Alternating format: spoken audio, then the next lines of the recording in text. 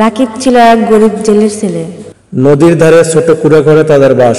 বাবার সাথে নদীর ধারে জাল ফেলে মাছ ধরত আর সন্ধ্যার পর হ্যারিকেনের আলোতে পড়াশোনা করত। স্কুলে তার মহিন স্যার তাকে খুব ভালোবাসতেন। একদিন রাকিবের পরীক্ষার ফল বের হলো। সে স্কুলে প্রথম হলো। তার স্যার তাকে ডেকে বললেন, রাকিব, তুই একদিন অনেক দূর যেতে পারবি, শুধু মন থেকে তুই চেষ্টা করে যা।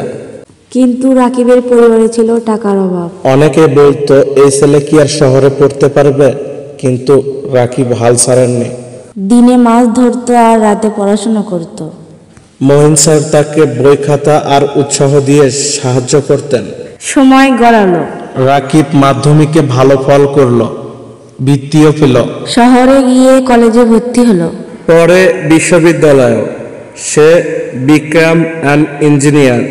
অনেক বছর পর রাকিব ফিরে এলো তার গ্রামের স্কুলে। এবার সে একজন সফল মানুষ আর নতুন প্রজন্মকে অনুপ্রাণিত করতে এসেছিল।